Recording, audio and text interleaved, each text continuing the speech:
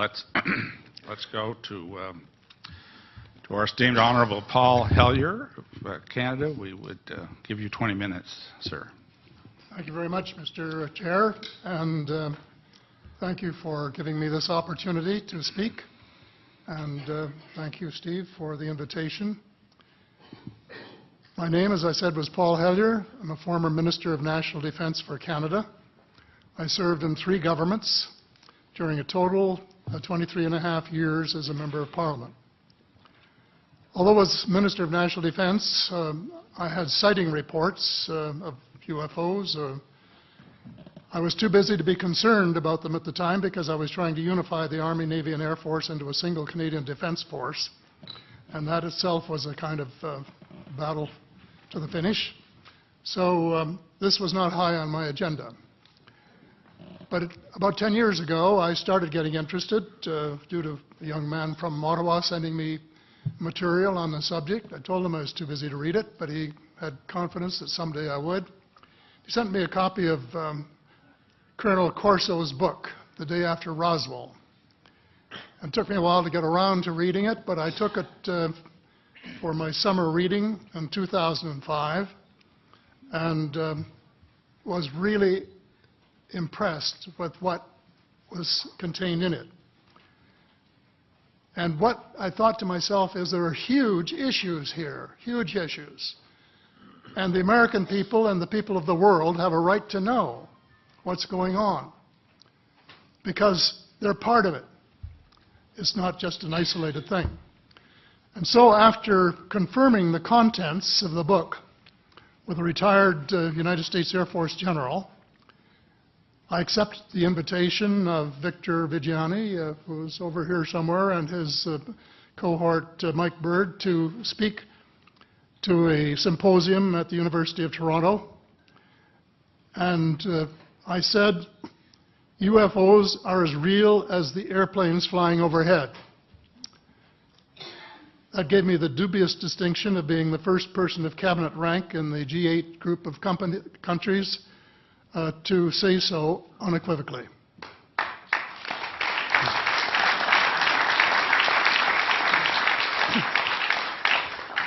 Since then, I've learned a lot from many sources, including a number of the fantastic witnesses that we have heard these last 4 days. They were so outstanding, I was just really blown away with them, the amount of information that was available. And I appreciate every single one of them. But because I'm not a ufologist, I'm a politician, there are only a few things that I want to add in that particular realm. First is that about in the 1960s sometime, it was a flotilla of UFOs headed south that crossed into NATO territory in Europe. And the Commander-in-Chief of the Supreme Allied Headquarters in Europe was naturally very shaken. Fortunately, or maybe divine providence, before the panic button was pushed, the flotilla turned around and headed back north. Obviously, they had thought maybe they were Russian and they were very concerned about it. Anyway, an investigation was launched into this whole subject, and a document was prepared which concluded that at least 4 species had been visiting Earth for thousands of years. And this is my own view at this stage as well. So, except for that, there are just a couple of things that we've talked about that I'd like to refer to.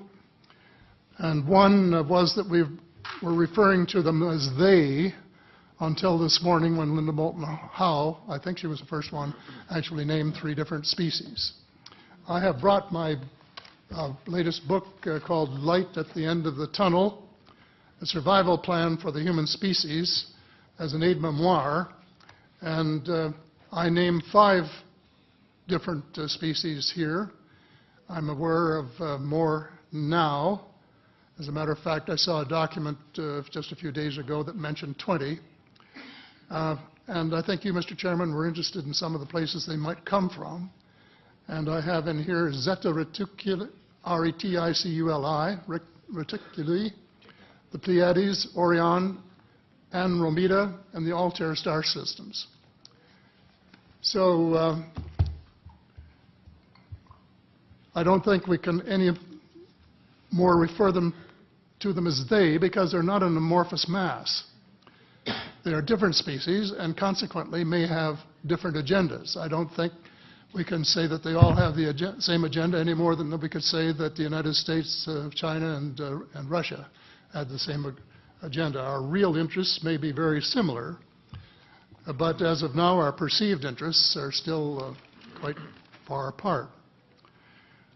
One more observation before I begin what I want to say, and that is that we spent quite a bit of time talking about the 66-year-old cadavers. And I was glad to have Linda this morning finally say that there are live ETs on Earth at this present time, and at least 2 of them probably working with the United States government. The other species that I learned about not too long ago was called the tall whites. And this is when Paula Harris broke the story just a few years ago.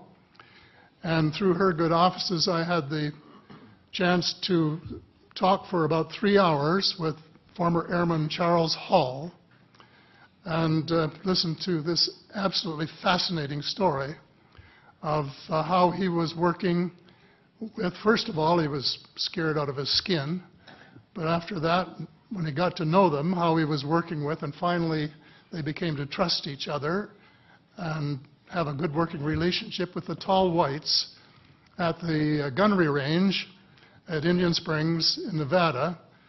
And these tall whites were living on United States Air Force property and working in cooperation with the United States Air Force and sharing technology with them. He wrote a book, incidentally, called Millennial Hospitality.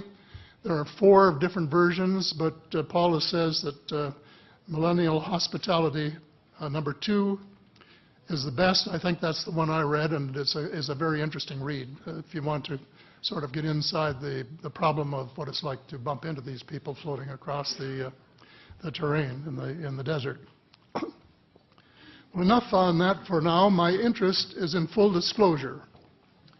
And my only caveat is I think probably I would say 95 to 98% full disclosure. I know of 1 or 2 things that I'm not sure should be in the public domain, at least yet. They will be someday, I'm sure, but not maybe immediately. But just as children survive the idea of the Tooth Fairy and Santa Claus when they become adult, I think that tax-paying citizens are quite capable of accepting the new and broader reality that we live in a cosmos teeming with life of various sorts. The fact that some other civilizations are more advanced than we are may be humbling, but that could be a necessary step in our survival.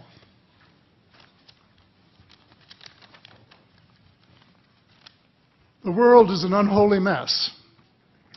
We have at best until the end of this decade. In my book, I said we have 10 years to stop global warming if we don't want it to be beyond the point of no return. 2 years has gone past since it was written, so I say we have until the end of the decade to arrest global warming. Yet our leaders don't even talk about it very much except in a superficial way. They appear to be more interested in starting wars to control more oil and, in effect, prolong the gravity of the threat. Of course, even if they took the problem seriously, they wouldn't have the finances to finance the transition from oil to the clean economy, to clean energy, because we have an infinitely silly banking and financial system in the Western world.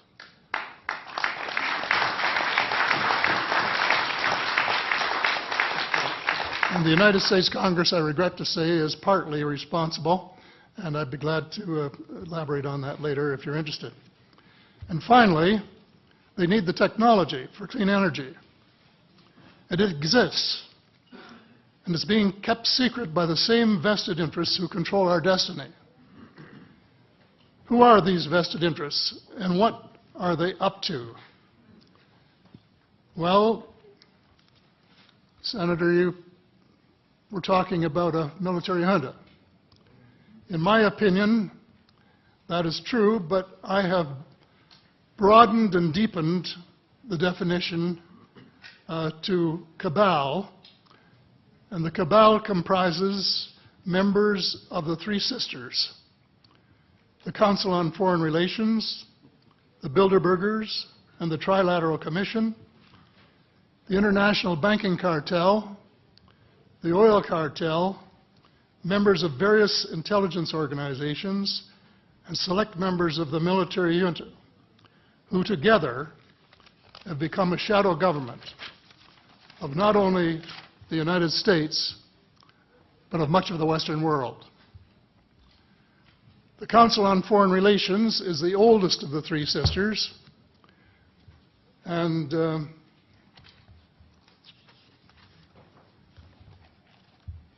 as early as October 1940, years before Germany surrendered to the Allied armies and to vaporize Hitler's vision of empire, the Council's Economic and Financial Group drafted a memorandum outlining a comprehensive policy, quote, to set forth the political, military, territorial, and economic requirements of the United States in its political potential leadership of the non-German world, including the United Kingdom itself, as well as the Western Hemisphere and the Far East.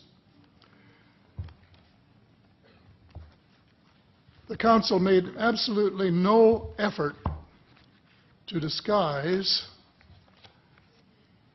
where's that? Right next page, yeah. The Council made no effort to disguise the fact that the purpose of the Grand Area and later world hegemony was to support an expanding U.S. economy, to provide it with raw materials and markets for its products.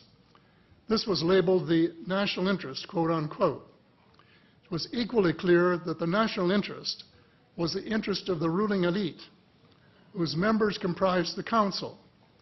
The real interests of the majority of rank-and-file Americans was never a factor in the equation. So,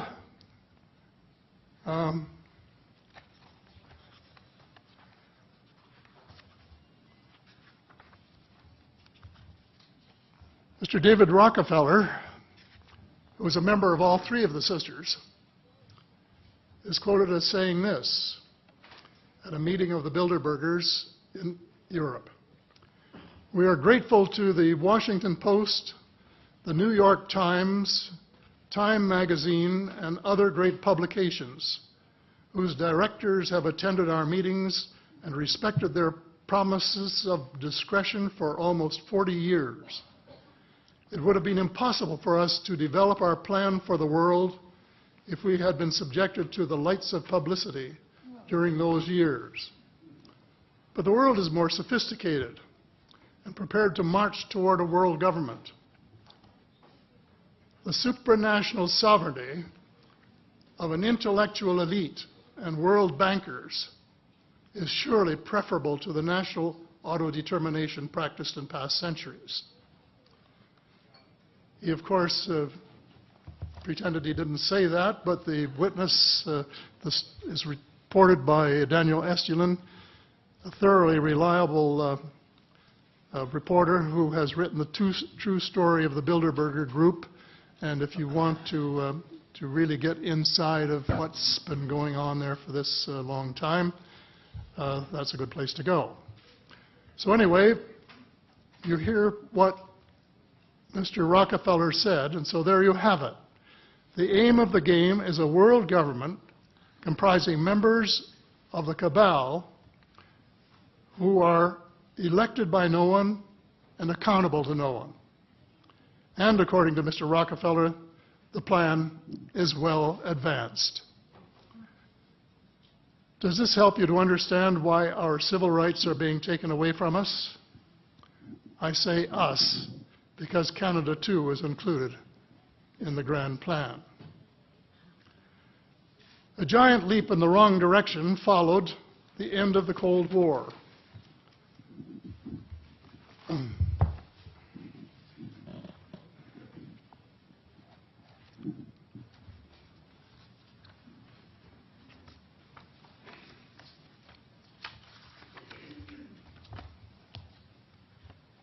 No one could have been happier than I was when the Berlin Wall came down on November the 9th, 1989. The elation on our side of the curtain was near universal and very significant on the other side as one country after another regained its freedom. Nearly everyone believed that it was the dawn of a new era of peace and prosperity for people everywhere. There was much talk of a peace dividend. The prospects were dazzling in their scope and diversity. It was a unique and God-given opportunity for a new, braver, and fairer world. We blew it. We blew the chance of a lifetime to do good things. A small group of zealots undermined our golden opportunity to pursue peace, not war, and little did we dream that they had a vastly different vision of the new world order. Their plan, which is now commonly known as the Project for a New American Century, included preventive wars in clear violation of international law, regime change wherever and whenever the U.S. desires, and if they can get away with it without excessive casualties, and the establishment of a kind of economic and cultural hegemony with America acting as constabulary, quote unquote.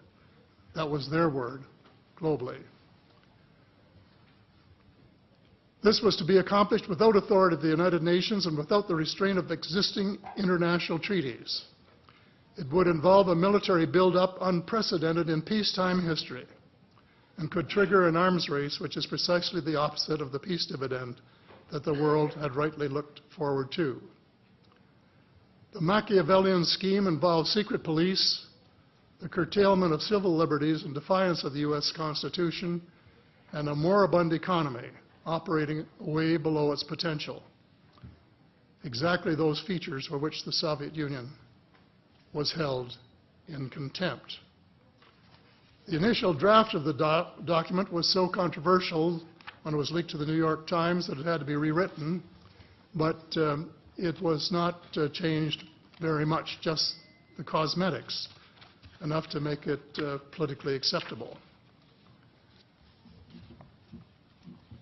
So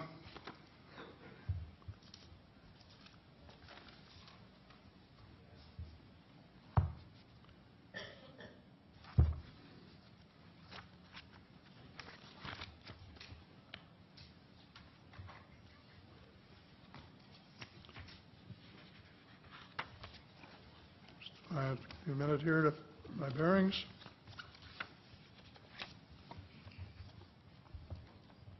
The document said this: well, it may have been easy to persuade President Bush to abandon his stated policy of not getting America more deeply involved in international affairs, but persuading the American people would be more difficult.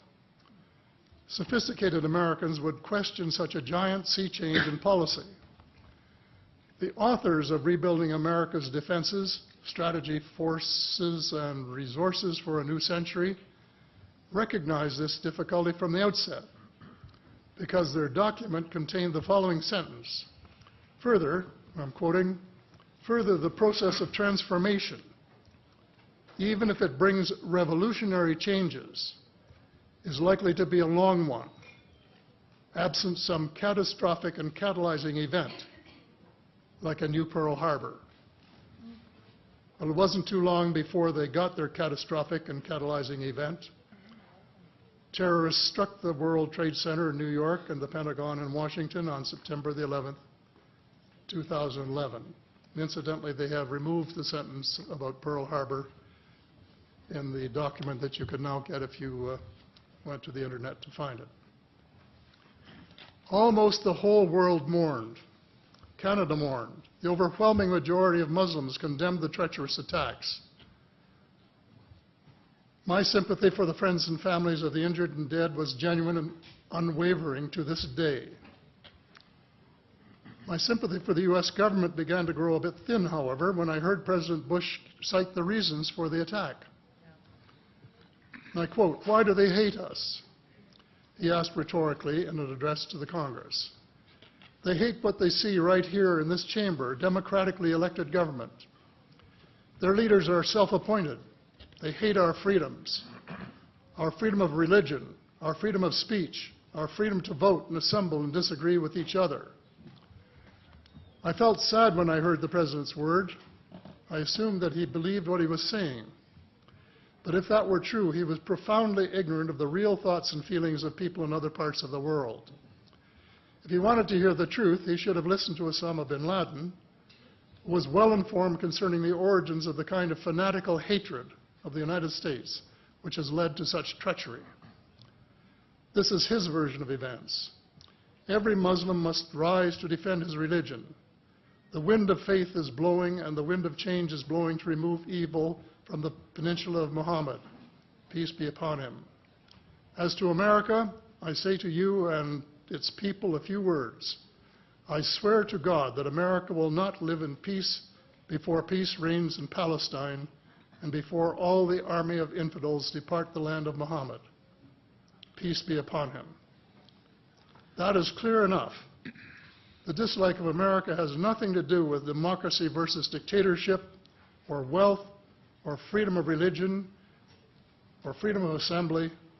It is directly related to American foot-dragging and stick-handling a just settlement of the Palestinian question. Mr. Heller, I'd hate to interrupt. Time has expired, but I'm very happy if the panel has no objection to allow another minute or two to finish your statement. How much time do you think you need to finish it? I think probably somewhere between 1 and 5 minutes, most. I think we'll give you 2 minutes to finish your statement, as much as I'd like to grant more. Thank you. Okay. In short, American foreign policy was the root of the conflict. So here we are more than a decade later fighting another war that can't be won. There is no country on earth powerful enough to protect its citizens against fanatical hate, as we learned from the Boston Marathon. And the mere attempt to pursue the impossible pits neighbor against neighbor and the state power structure against everyone. All of the freedoms won by the millions of men and women who fought and died in World War II are being flushed unceremoniously down the drain. The only hope of peace is a negotiated settlement. This will require a paradigm shift in American attitudes. It involves a de facto renunciation of the plan for a new American energy and the adoption of a pledge of cooperation with all humankind to build the kind of world which we are collectively capable of. Young people everywhere need to be challenged by a noble cause. They need to be involved in arresting global warming, creating a banking system that is just and sustainable, and lead the way in the transformation to the new reality that we have to live in harmony with our celestial neighbors, as well as seeking peace on earth. In a word, we have to become spiritual beings and practice the one tenet that the world's major religions have in common, and that is the Golden Rule. In this field, too, and I just want to read one paragraph at this time, if you'll allow me, Mr. Chair. Well, we will allow that, but there's only about 30 seconds, so I hope you can conclude it with that statement. Fast. Thank you. This is from the late Dr. John Mack, an American secular Jewish psychiatrist who became a world leader in interviewing abductees, or experiencers, as he called them, came to this conclusion in a startling book, Passport to the Cosmos. Quote, although the aliens are not themselves gods, their behavior is sometimes anything but godlike. Abductees consistently report that the beings seem closer to the Godhead than we are, acting as messengers, guardian spirits, or angels, intermediaries between us and the divine source. Thank you. Thank you very much.